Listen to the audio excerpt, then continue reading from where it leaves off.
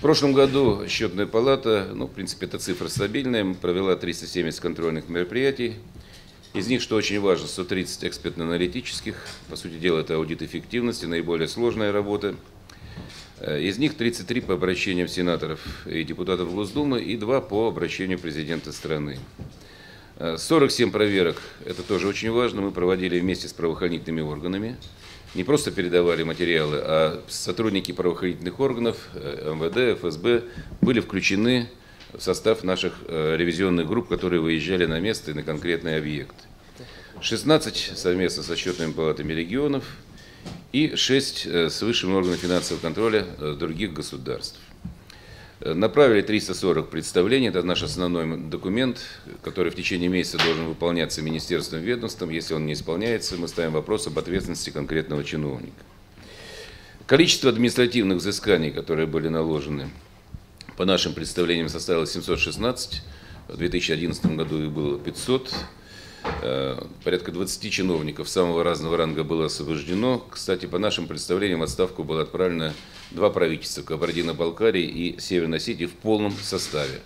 До этого такую же работу провел и Рамзан Кадыров в Чеченской Республике. В органы прокуратуры направили 150 материалов. Впервые за историю моей работы в счетной палате ни один материал нам не вернули.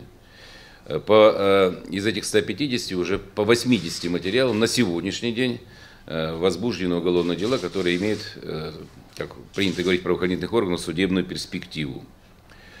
Выявлено нарушение законодательства в финансово-бюджетной сфере на внушительную сумму, это 700 миллиардов рублей. 83% из них это нарушение бюджетного законодательства, и свыше 100 миллиардов это все, что касается госзакупок. Причем мы посмотрели, естественно, не все, что касается госзакупок, а по конкретным объектам это порядка 10-15% из всех организаций, которые осуществляют эту деятельность, поэтому можете посчитать, сколько вообще нарушений в этой сфере ежегодно бывает в нашей стране. Выявлено нецелевое использование бюджетных средств на сумму 11 миллиардов, а это уголовная ответственность и обязательность возвращения этих средств в бюджет. Возвращено уже 4 миллиарда. Остальные 7, я думаю, мы додаем, что называется, и в этом году эти средства будут возвращены в бюджет страны. Кстати, счетная палата сама стоит 2 миллиарда рублей, столько средств бюджетных тратится на наше содержание вместе с командировками, премиальными и всем остальным. Так что, так можно сказать, если мы самоокупаемая организация, да еще и с неким наваром. Но наиболее важные проверки, они были резонансовые, вы о них слышали, это, конечно, Министерство обороны, и не только оборонсервис, но и Главное управление обустройства войск. Есть такая организация, сейчас Сергей Кужугетович ее серьезно санирует, что называется. Так вот, мы установили, что 93% работ по контракту между Минобороны и Главным управлением обустройства войск выполнялись субподрядчиками. По сути дела, левыми организациями. И только в прошлом году общая сумма финансовых нарушений в деятельности этого направления, Главного управления обустройства войск, составила 10,7 миллиарда рублей. Но по оборонсервису, вы знаете, сумму 6 миллиардов. Ведется серьезная углубленная работа правоохранительных органов. Кстати, все дополнительные материалы, которые у нас потребовала, точнее говоря, обратилась к нам Генеральная прокуратура и Следственный комитет, мы направили, потому что первичная информация по оборонсервису, кстати, исходила из счетной палаты. Это была наша проверка 1,5 года назад. И мы направили материал в Главную военную прокуратуру. В системе Министерства внутренних дел было выявлено нарушение на сумму 5,4 миллиарда рублей. Только по одной статье, связанной с единой информационно-телекоммуникационной системой. В системе госзакупок выявлено нарушение, я уже говорил, на сумму более чем 100 миллиардов рублей. И это одна из самых больных тем, на которые вышла счетная палата.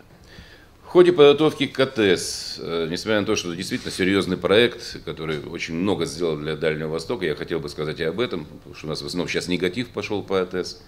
Я даже тут недавно песню про себя в этой части послушал в авторадио.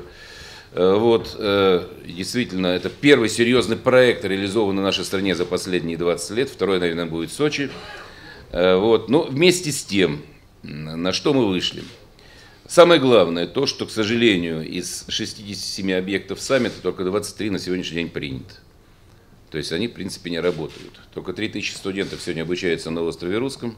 Из предполагаемых почти 30 тысяч Да и то обучаются они не на острове Русском, а ездят в Владивосток, как они говорят, на материк, хотя уже есть мост, и материком считать остров Русский нельзя. Посему мы поставили очень жесткий вопрос перед Минрегионом о том, что если не будет выполнено теперь уже поручение Дмитрия Медведева, что к 1 февраля не будут приняты все объекты, мы будем ставить вопрос о квалификации деятельности руководства Министерства региона. Я, товарищ Слюняев об этом сказал, он, что называется, в теме. Выявили мы и конкретный эпизод, о котором всем известно. Это то, что Дальневосточная дирекция Минрегиона, вместо того, чтобы самой контролировать свои бюджетные средства, ну, кроме счетной палаты есть еще внутренний контроль, они наняли некую инвестиционную группу с замечательным названием «Пионер». Всем ребятам пример. Дали туда 700 миллионов ре. Мы считаем, что это незаконное выделение средств. Вот. Причем 93 из них вообще даже контракт не подписали никакой. Просто отдали деньги и все. За что, собственно, был задержан и находится под арестом бывший замминистра господин Панов. Есть сумма 15 миллиардов, которая сегодня играет везде по нашей стране, о том, что вот столько финансовых нарушений выявила счетная палата.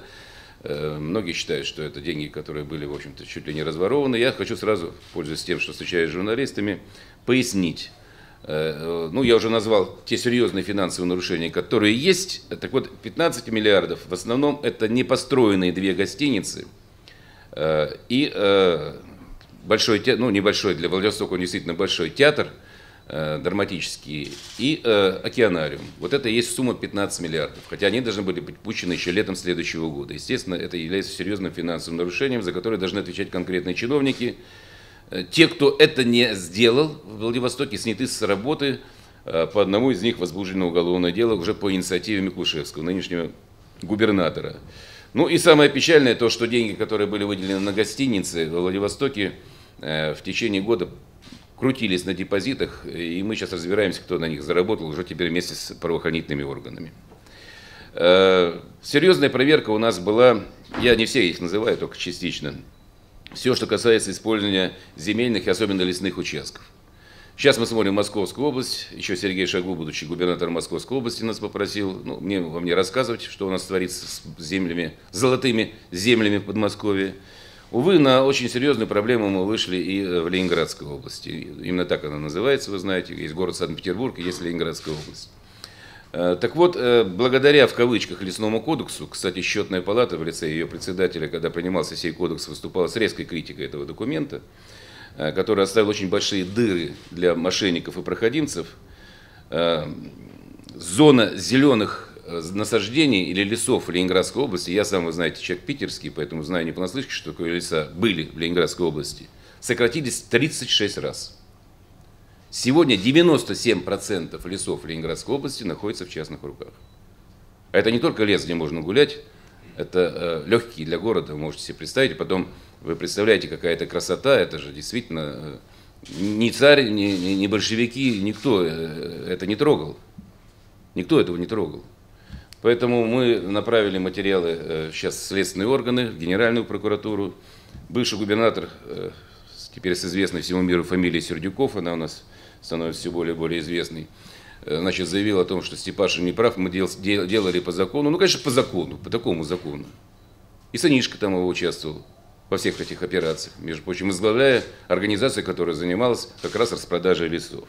Надеюсь, что мы все-таки доведем до логического конца и будем возвращать по суду. Я говорил на эту тему с губернатором Ленинградской области, завтра я с ним встречаюсь, я выезжаю в Санкт-Петербург, будем эти вопросы решать вместе. Кстати, Владимир Владимирович, я по этому вопросу информировал, именно он меня просил, еще будучи президентом, внимательно посмотреть, что творится в лесах Ленинградской области. Очень интересная проверка, она продолжается, правда, это жилищно-коммунальное хозяйство, реализация фондов содействия ЖКХ аварийного жилья.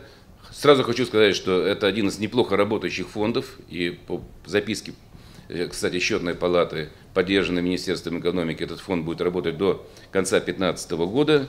Но и при всем при том, вместе с фондом мы подписали соглашение. Кстати, хороший пример, когда мы взаимодействуем, не просто ловим блок, что называется, после, а работаем предварительно. Мы провели проверку в прошлом году только в 3 областях. Это Липецкая, Воронежская и Ивановская, и выявили нарушения на сумму 10 миллиардов рублей.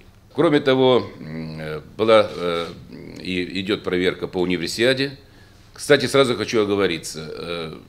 один из успешно реализуемых проектов и по цене, и по качеству, и самое главное по использованию. Уже 90% объектов универсиады в Казани сегодня работают как объекты либо федеральные, либо региональные.